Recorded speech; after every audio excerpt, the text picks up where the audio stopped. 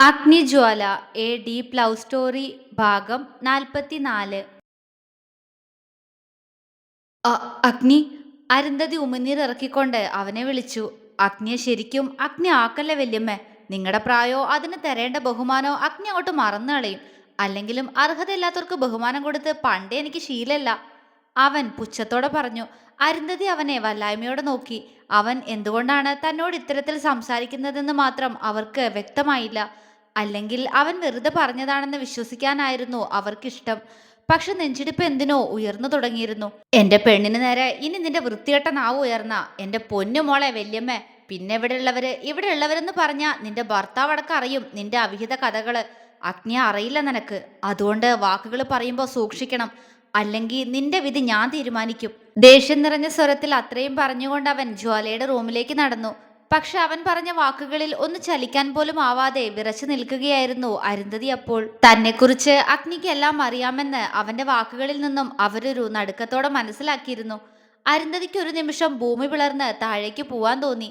അവനു മുന്നിൽ സ്വയം വസ്ത്രം ഉരിഞ്ഞതുപോലെ അത്രത്തോളം അപമാനം തോന്നി അവർക്കപ്പോൾ. കണ്ണുകളിൽ അവനോടുള്ള ദേഷ്യം നിറച്ചുകൊണ്ട് അരുന്ധതി അടുക്കളയിലേക്ക് നടന്നു. റൂമിലേക്ക് കയറും മുന്നേ അഗ്നി അവരെ ഒന്ന് തിരിഞ്ഞു നോക്കി.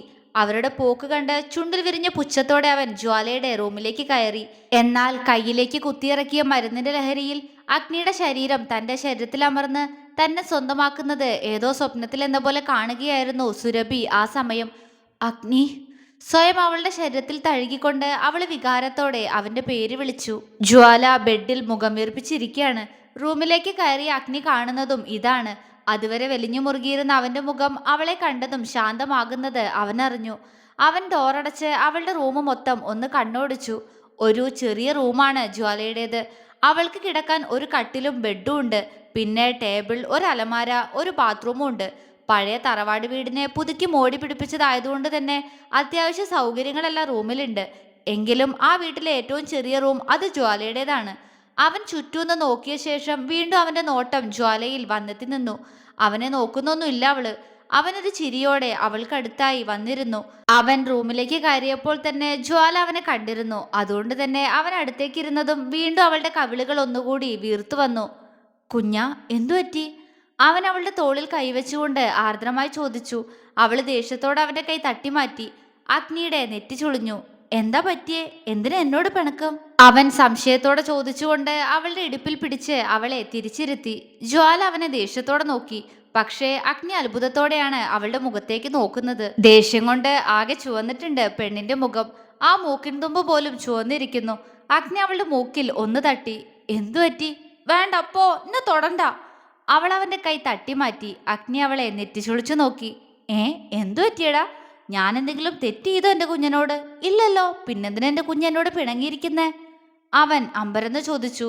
തെറ്റ് ചെയ്തില്ലേ? അവൾ അവനെ നോക്കി കണ്ണുരുട്ടി. ചെയ്തോ? അവന് സംശയായി. ഞാൻ ആരെയാളുടെ? അവൾ മുഖം വീർപ്പിച്ചുകൊണ്ട് ചോദിച്ചു. എന്റെ ഭാര്യ. അതിനെന്താ സംശയം എന്റെ പൂച്ചക്കുട്ടി? അവൻ അവളുടെ കവിളിൽ നുള്ളിക്കൊണ്ട് പുഞ്ചിരിയോടെ ചോദിച്ചു. വേണ്ട, വേണ്ടല്ലോ, എന്നോട് ഇങ്ങനെയൊന്നും സ്നേഹം കാണിക്കണ്ട. വെറുതെ കാണിക്കണതാ, എനിക്കറിയാം. അവളുടെ സ്വരമിടറി. അഗ്നിയുടെ കണ്ണുകൾ കൂർത്തുപോയി. അവൻ പെട്ടെന്ന് അവളുടെ ഇടുപ്പിലൂടെ കൈ ചുറ്റി അവളെ എടുത്തുയർത്തി അവന്റെ മടിയിലേക്ക് ഇരുത്തി. ജ്വാലയൊന്ന് കുതറി നോക്കി. പക്ഷേ ആ കുതറൽ അടക്കി നിർത്താൻ അവന്റെ കൈകൾ അവളുടെ ഇടുപ്പിൽ കൂടുതൽ മുറുക്കി. അവൻ അവളെ ഒന്നുകൂടി അള്ളിപ്പിടിച്ചു. അവളൊന്ന് അടങ്ങി. അവന്റെ മുഖത്തേക്ക് തുറച്ചു നോക്കി. അടങ്ങിയോ? ആ, അപ്പൊ ഇനി പറ, എന്തിനീ സങ്കടം? പറ, എന്നോട് പറ കുഞ്ഞാ. അവൻ നേർത്ത സ്വരത്തിൽ പറഞ്ഞു. അവൾ അവന്റെ കണ്ണിലേക്ക് നോക്കി. എന്തേ എന്നെ ജ്വാലാന്ന് എന്തിനാ വിളിച്ചേ? അവളുടെ മുഖം വീർത്തു. പക്ഷെ അഗ്നിക്ക് അവൾ എന്താണ് ഉദ്ദേശിക്കുന്നതെന്ന് മനസ്സിലായില്ല. എന്താടാ? അതല്ലേ എന്റെ പെണ്ണിന്റെ പേര്, ജ്വാല. ജ്വാല ദേവഭദ്രൻ. ഉഫ്. ആ, ഇപ്പോ ജ്വാല അഗ്നിദേവാണ് കേട്ടോ. എന്തായാലും ഉഗ്ര പേരാണല്ലോ. അവൻ ചിരിയോടെ പറഞ്ഞു. എവിടെ? എന്നിട്ടും പെണ്ണിന്റെ മുഖം വീർത്തന്നെ ഇരിക്കുകയാണ്. ദേ, ഇങ്ങനെ മുഖം വീർപ്പിച്ച് വെച്ചാലുണ്ടല്ലോ, ഞാൻ ഈ കവിളിങ്ങോട്ട് കടിച്ചെടുക്കൂട്ടോ. അവൻ അവളെ കൂർപ്പിച്ചു നോക്കിക്കൊണ്ട് പറഞ്ഞു. അവള് പുച്ഛത്തോടെ ചുണ്ടൊന്നു കോട്ടി. അത് കണ്ട് അവന് ചിരി വന്നുപോയി. എന്റെ പൊന്നു പാവേ, നീയൊന്ന് പറ, എന്തിനീ പിണക്കം? ഞാൻ നിന്റെ വല്യമ്മയെ കൊണ്ടും അമ്മായിയെ കൊണ്ടും കാറിന്ന് സാധനങ്ങൾ എടുപ്പിച്ചോണ്ടാണോ? അവൻ അവളുടെ തലമുടിയിൽ തലോടി. അല്ല. അവളുടെ സ്വരം താഴ്ന്നു, ഒപ്പം തലയും. അഗ്നി അവളുടെ താടിത്തുമ്പിൽ പിടിച്ച് ആ മുഖമുയർത്തി. പക്ഷെ ഇത്തവണ അവളുടെ കണ്ണ് നിറഞ്ഞിരുന്നു. അയ്യോ, എന്തു പറ്റി കുഞ്ഞാ? എന്തിനാ കണ്ണ് നിറഞ്ഞ്? മോളെ എന്നെ ടെൻഷനാക്കല്ലേ നീ. എന്താ കാര്യമെന്ന് പറ. അവൻ ആകുലതയോടെ ചോദിച്ചു. അവള് പെട്ടെന്ന് ഒരു തേങ്ങലോടെ അവന്റെ കഴുത്തിലേക്ക് മുഖമമർത്തി. അഗ്നി വിറച്ചുപോയി. ഒപ്പം ഞെട്ടലോടെ അവന്റെ കൈകൾ അവളുടെ പുറത്തായി അമർന്നു. കുഞ്ഞ. അവൻ വിറയാർന്ന സ്വരത്തിൽ അവളെ വിളിച്ചു. പക്ഷേ അവള് കരയുകയാണ്. കുഞ്ഞ. അവളിൽ നിന്ന് മറുപടി ഇല്ലാതെ വന്നതും അവൻ വീണ്ടും വിളിച്ചു. പക്ഷേ അവനെപ്പോലും ഞെട്ടിച്ചുകൊണ്ട് ഇത്തവണ അവളുടെ കൈകൾ അവന്റെ കഴുത്തിലൂടെ കൈയിട്ട് അവനെ ചുറ്റിപ്പിടിച്ചിരുന്നു. അഗ്നി ശരിക്കും പകച്ചുപോയി. കുഞ്ഞ, എന്തു പറ്റി വാവേ?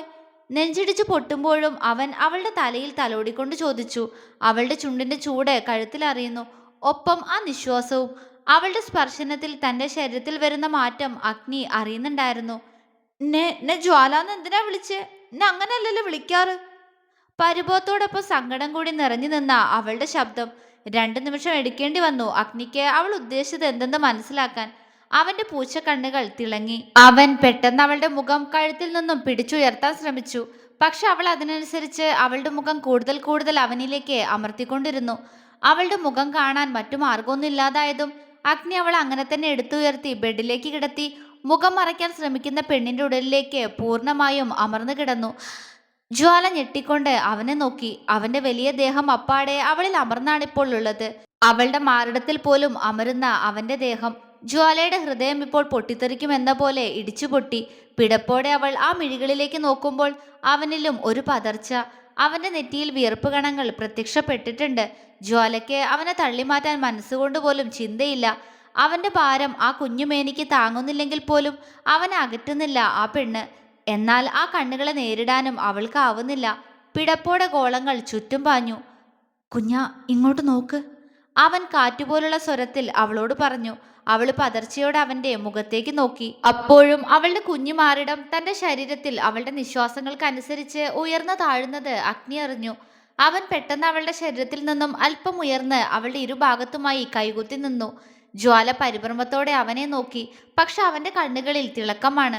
ആ ചുണ്ടിൽ നിറഞ്ഞ ചിരി അവന്റെ പെണ്ണിന് വേണ്ടി മാത്രമുള്ളതാണ്. അവൾ അവനിൽ നിന്നും മുഖം തിരിച്ചു. അഗ്നിക്ക് ഏറെ ഇഷ്ടം തോന്നി അവളോട്. കടിച്ചു ഉമ്മ വെച്ചും എന്തൊക്കെയോ ചെയ്തു പോവും അവൻ അവളെ.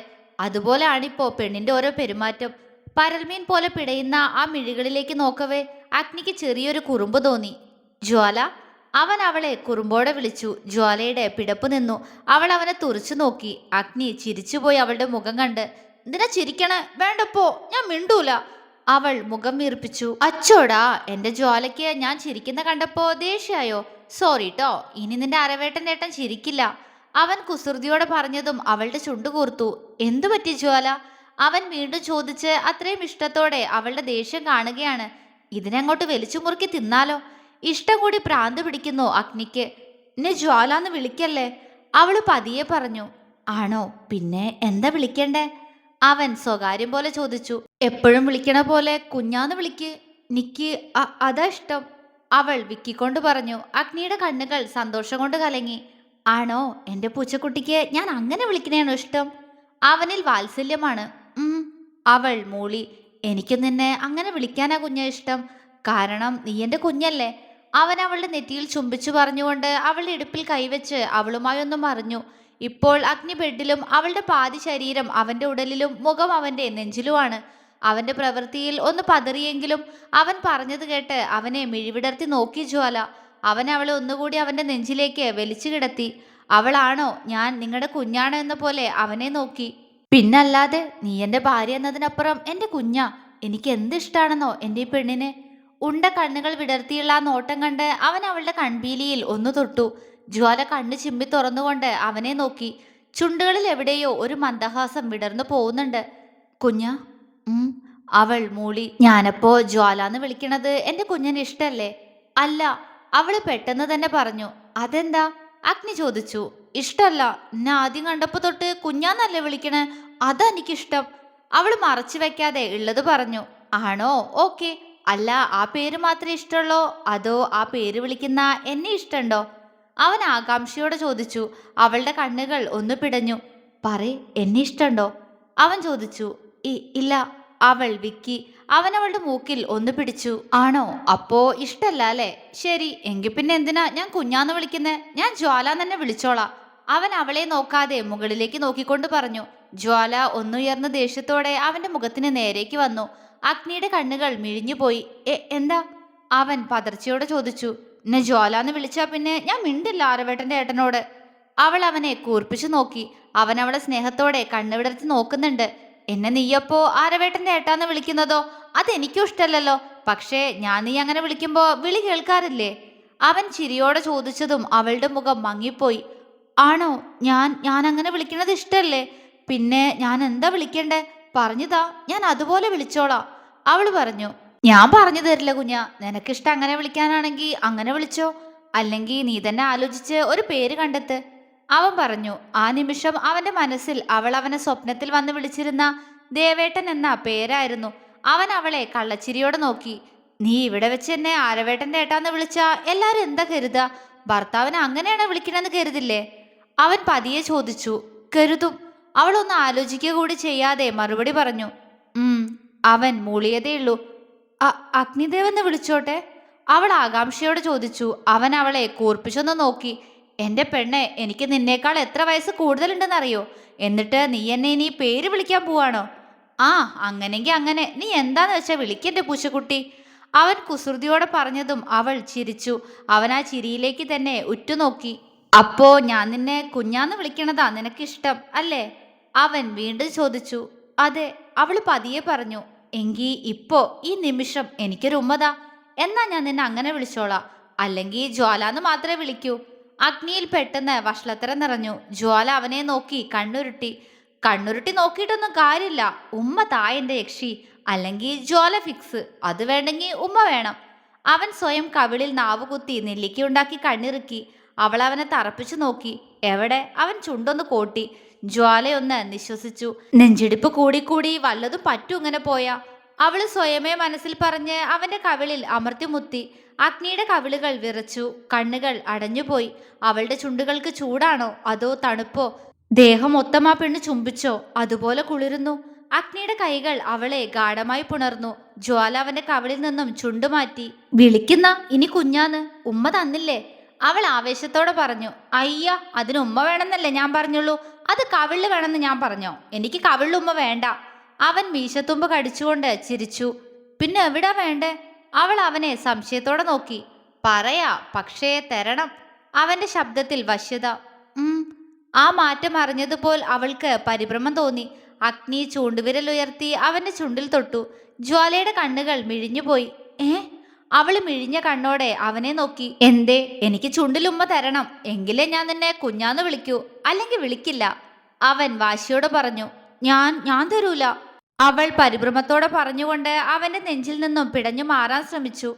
അഗ്നിയും അവളിലുള്ള പിടിവിട്ടു. ജ്വാല ബെഡിൽ നിവർന്നിരുന്നു. അഗ്നിയും അവൾക്കൊപ്പം എഴുന്നേറ്റിരുന്നു.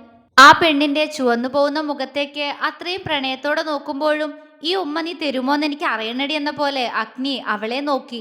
എങ്കിലും അവൾക്ക് അങ്ങനെ ഒരു ഉമ്മ തരാനും വേണ്ടി താൻ അവൾക്ക് ആരെങ്കിലും ആയോ എന്നൊരു ചോദ്യവും അവനിലുണ്ട്. ഓ, എന്നാ തരണ്ട, ജ്വാല കിടന്നോ?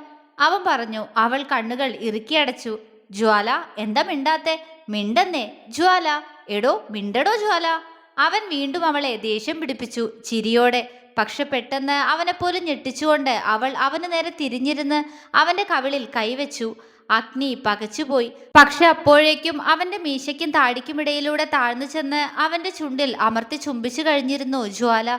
അഗ്നിയുടെ കണ്ണുകൾ മിഴിഞ്ഞുപോയി. അവന്റെ ചുണ്ടുകളിൽ കൂടുതൽ അവളുടെ ചുണ്ടിനെ അമർത്തിവെച്ച് അവൾ ചുംബിക്കുന്ന ശബ്ദം പോലും അഗ്നി കേട്ടു. ദേഹം ഒന്നാകെ കോരി തരിച്ചുകൊണ്ട് അവളെ ഒന്ന് ചേർത്ത് പിടിക്കാൻ പോലും കഴിയാത്തമാവിധം ആ കുഞ്ഞിപ്പെണ്ണ് അവന്റെ സിരകളിൽ ആകെ പ്രണയം നിറയ്ക്കുന്നു. അപ്പോൾ അവനെ ഇങ്ങനെ ചുംബിക്കാനും വേണ്ടി അവൾക്ക് അവനോട് എന്തായിരിക്കും? അതിനുള്ള ഉത്തരം അവൾക്കും ഉടനെ തന്നെ കിട്ടും. തുടരും.